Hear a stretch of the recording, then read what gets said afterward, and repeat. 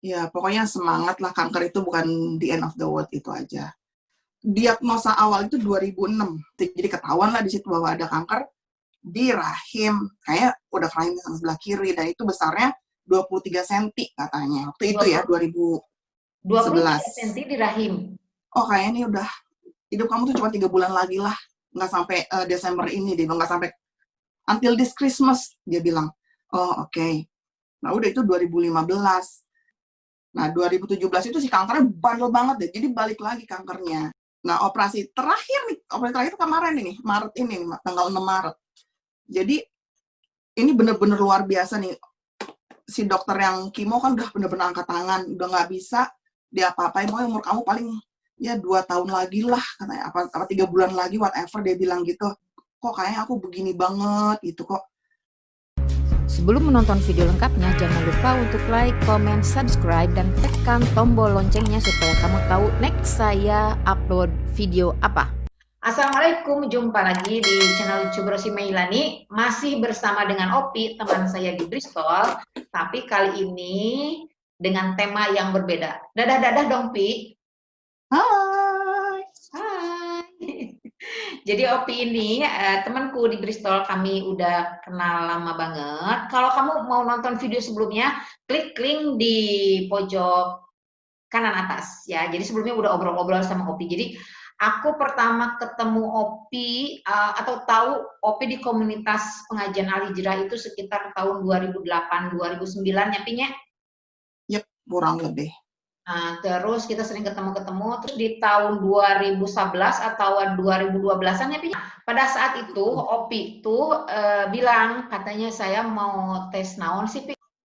Di bagian perutnya kayak sakit gitu loh. Jadi tiap habis makan gembung, merasa cepat kenyang, terus leles, terus kayak ada pendarahan gitu. Tapi sebelumnya itu periodnya nggak teratur.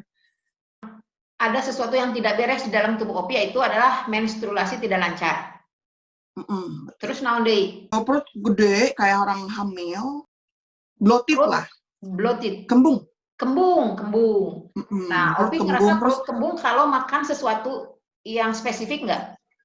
Enggak, pokoknya setiap habis makan rasanya tuh aduh, penuh aja perutnya rasanya. Terus tapi kalau habis makan tepung-tepungan kayak roti, kayak kue atau mie, biasanya enggak cuman kayak susah ke buang air lah. Susah ke buang air besar gitu, kayak mandek, kayak stok gitu. Terus dari kondisi kayak gitu gimana? Periksa nih gitu. Iya, karena pas tahun 2011 akhir itu rasanya kok pendarahan nggak berhenti-berhenti, terus perut itu besar kayak orang hamil 9 bulan tapi pendarahan gitu kan, ada apa ini. Terus dipencet-pencet nggak sama Opi? Sakit nggak atau kumaha nggak? Sakit, itu keras banget perutnya. Terus tiba-tiba karena nggak tahannya, kan masih kerja tuh waktu itu, terus pas di tempat kerja tuh berdarah-darah kayak gitu tuh, udah gitu bleeding kayak mens? Kayak lebih dari mens, pendarahan bukan mens lagi. Disertai dengan rasa sakit? Sakitnya tuh bukan sakit mens gitu, pegel-pegel gitu aja. Oke. Kalau mens kan lebih ke panas punggung, mules, bukan, ini mah beda ya, pendarahan yang tidak disertai tanda-tanda menstruasi. Pokoknya beda, sakit perutnya tuh beda, sakitnya. Oke, dan itu tahun 2011. Nah, akhirnya memutuskan untuk periksa ke dokter. Nah, pas periksa ke dokter nih, dokter di sini tuh bagus banget. Mungkin dokter senior juga, udah pensiun sekarang soalnya beliau. Jadi begitu datang, dia tuh cuma megang perut aku aja, cuma mencet sekali aja, pencet gitu. Wah udah, langsung dia bikin apa namanya, bukan prescription, bikin list. Kamu harus USG, kamu harus pap smear lagi, terus harus CT scan. Pokoknya itu rangkaian itu dijalanin. Cuman pas lagi USG, karena jadi dalam 1 minggu itu langsung hari Senin ketemu dokter, hari Rabu tuh udah USG. Dan pulang dari USG dokter langsung telepon, kamu nggak apa-apa, langsung diterangin tuh, ternyata tuh begitu gitu loh. Udah langsung dijabarin sama dokter, kamu tuh ada sesuatu di dalam ovari kamu gitu. Oke. Nah, dikasih tahu nggak jenis kansernya itu apa? Nah, waktu itu kan belum terlalu tahu ya. Dia bilang ada kanker di ovari. Jadi enggak. Jadi gini, sebenarnya diagnosa awal itu 2006. Oke. Waktu belum hamil. Waktu belum hamil, belum ada anak-anak. Jadi aku sempet cek karena mens aku tuh nggak teratur. Jadi dokter bilang ya ini ada kista, ngomongnya kayak gitu. Jadi kita ulangi, jadi sebenarnya indikasi ada sesuatu yang tidak beres di dalam tubuh Opi adalah dari tahun 2006 sebelum hamil ya, Iya. karena ditandai dengan menstruasi yang tidak rutin. Betul. Terus? Nah, dokternya bilang katanya ada kista katanya. Nah, terus tahun 2008 ternyata si kistanya tuh makin besar. Jadi dokter nganjurin gimana kalau diangkat aja. Dan ternyata diangkat si ovarium kanan itu diangkat sama dokter karena si kistanya tuh udah ngabisin si ovari ini. Nah, terus berhubung ini kan 2008 ya. 2009 aku tuh hamil anak pertama. Jadi setelah operasi 2008 ini sebulan kemudian aku hamil. Harusnya aku tuh ikutin treatment apa kata dokter. Tapi berhubung aku hamil, aku pikir, wah berarti emang aku udah sehat lah. Toh aku bisa hamil. Kata dokter kan 50-50. Ternyata kan aku hamil. Berarti aku pikir, alhamdulillah berarti aku sehat gitu. Jadi dilanjutin aja. 2008 hamilnya sampai 2009 punya anak pertama. Terus udah gitu hamil lagi anak kedua. Aku pikir sehat. Tapi 2011 itu udah ada simptom lagi tuh. Aduh, perut itu kayak makin besar, terus sakit, terus pendarahan banyak. Nah, di situ tuh udah wah kayaknya udah nggak bener nih. Akhirnya ketemu dokternya nyaranin USG, terus pap smear sama CT scan kayak gitu. Jadi ketahuan lah di situ bahwa ada kanker di rahim. Kayak udah rahim yang sebelah kiri, dan itu besarnya 23 cm katanya. Waktu itu ya 2011. 23 cm di rahim. Iya, makanya besarnya tuh kayak orang lahir, kayak orang hamil. Di rahim tuh 23 cm, dari sini ke sini tuh 20 cm kalau nggak salah ya? Iya. Di rahim. Jadi udah gede banget kayak dari. Oke, jadi kalau sekarang ada ibu-ibu atau seperti saya ada perasaan perut yang nggak beres di rahim, boleh ditekan gitu, kerasa sakit ya kalau ada sesuatu yang nggak benar itu sakit, ngeganjel dan sakit. Iya, dan juga yang aku rasain waktu itu jalan itu kayak bawa sesuatu, bukan kayak bayi ya, bukan kayak bawa bayi, kayak bawa bola di dalam dung kayak gitu. Oh, sampai ada rongga terus bunyi beng gitu. Oke. Nah itu tahun 2000 hasil tes ini itu di tahun 2011 ya? Yep. Nah terus sekarang treatment apa yang dilakukan Opi dari tahun 2011 itu? Bukan treatment, maksudnya tindakan medis apa yang dilakukan? Okay. Apakah langsung dioperasi besar, diapain coba? Ya, rangkaiannya itu tahun 2012 akhir itu 2012 Desember itu check up ya segala macam, USG, CT scan sama PET scan kayak segala macam, MRI scan or whatever. Nah terus bulan Juni baru dapat jadwal untuk operasi.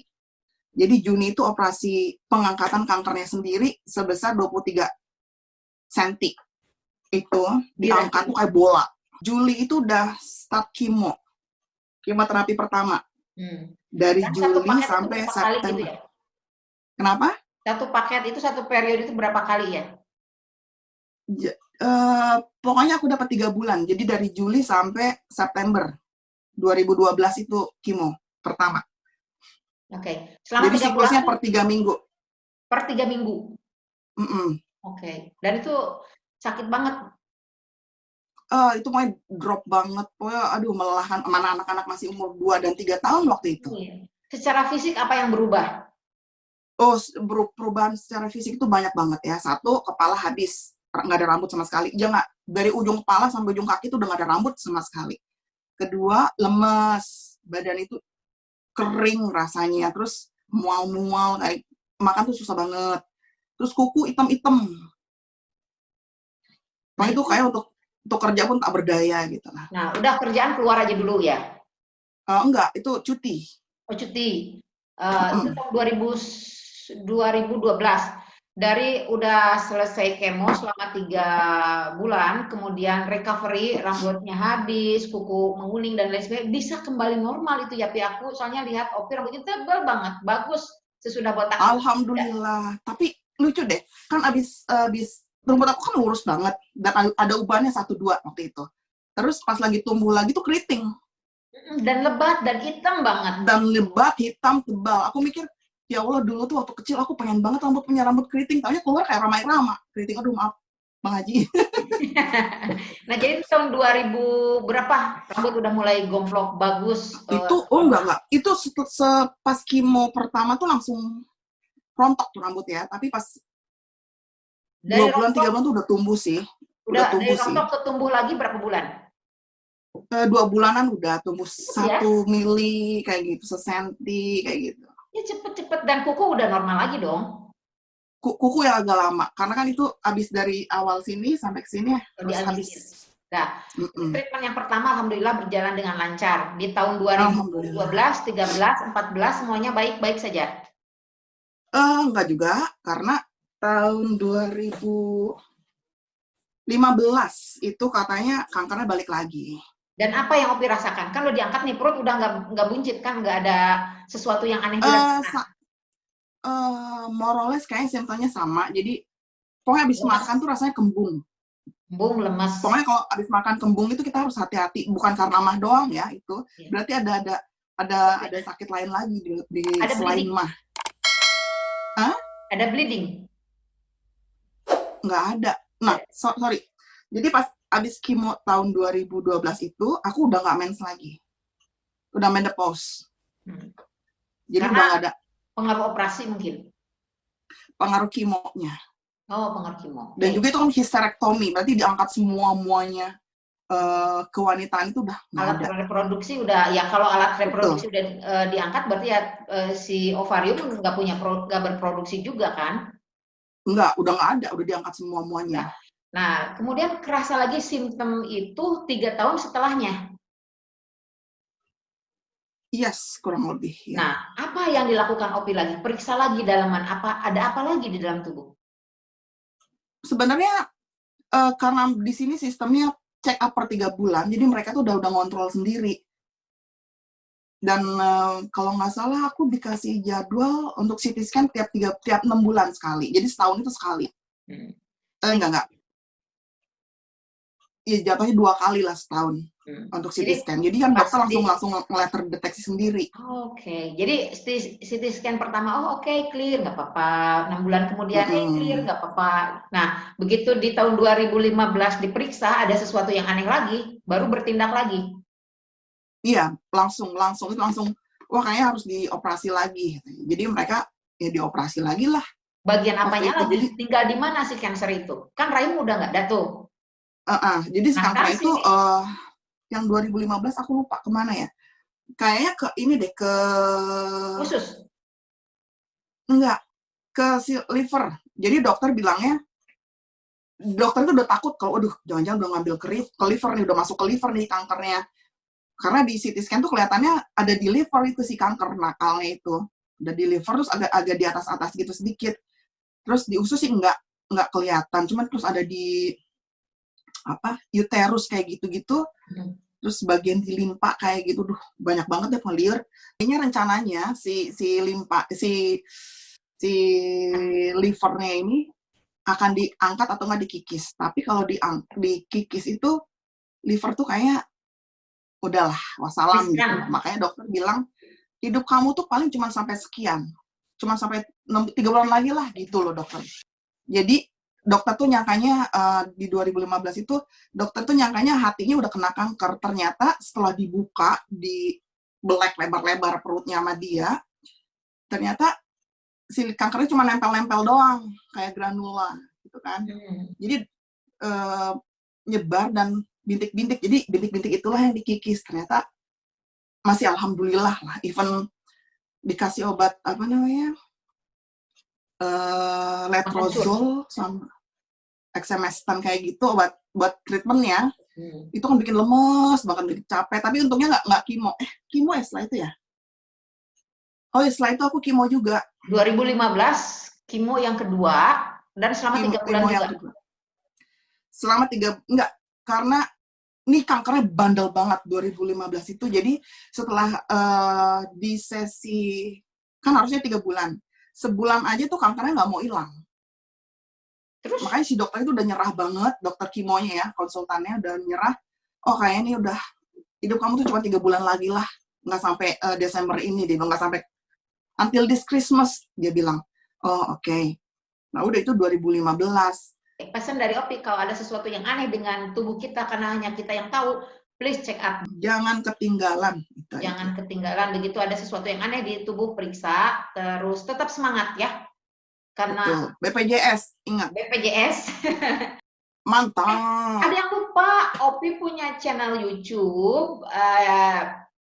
Silakan diintip-intip channel YouTube-nya Opi. Channel YouTube-nya apa namanya? Mami Opi's Recipe. Oke, di follow ya.